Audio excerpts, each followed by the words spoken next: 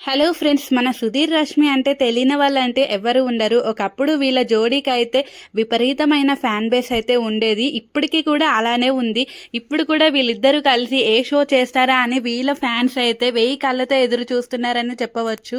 వీళ్ళ 9 ఇయర్స్ ప్రేమ ప్రయాణంకి గాను ఒక డ్యాన్స్ పర్ఫార్మెన్స్ అయితే చేసి ఇంకా అక్కడితో అయితే వీళ్ళిద్దరూ షోస్ చేయడం మానేశారు. అలాగే విడిపోయారని కూడా చెప్పవచ్చు. ఈటీవీలో ప్రసారమయ్యే ప్రతి షోకి సుధీర్ రష్మి ఉంటే చాలు, వాళ్ళుంటే హిట్ అయిపోతుందని ప్రతి డైరెక్టర్ కూడా వీళ్ళిద్దరినే తీసుకోవడం జరుగుతుండే. అలాగే ఏ పండగ వచ్చినా సరే వీళ్ళిద్దరితో ఏదో ఒక కంటెంట్ అయితే చేసేవాళ్ళు. అయితే ఎందుకు ఏమైంది, అసలు ఎందుకు రష్మి సుధీర్ మళ్ళీ షోస్ చేయట్లేదు, ఎందుకు వీళ్ళిద్దరి మధ్య దూరం వచ్చింది అనేది మనమైతే ఈ వీడియోలో తెలుసుకోవడానికి ప్రయత్నం చేద్దాం.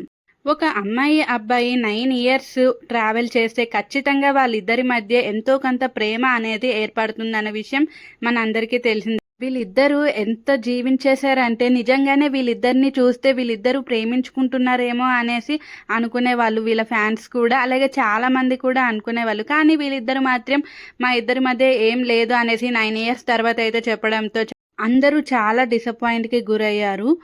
దీనికి మెయిన్ రీజన్ వచ్చేసి చాలామంది నెటిజన్లు ఏం తెలుపుతున్నారంటే సుధీర్ ఫ్యామిలీలో అయితే ఇంకా ఇక్కడితో ఆపేసేయండి, లేకపోతే ఇది ఇంకా దూరం వెళ్తుంది, మీ ఇద్దరి మధ్య లవ్ ఉందో లేదో మాకు తెలియదు, కానీ ఇది మన ఫ్యామిలీకి సెట్ కాదు సుధీర్ అంటూ వాళ్ళ అమ్మ నాన్న అయితే సుధీర్ని అయితే మందలించారు అంటూ అప్పట్లో నెటిజన్లు అయితే పుకార్లు అయితే పెట్టేశారు.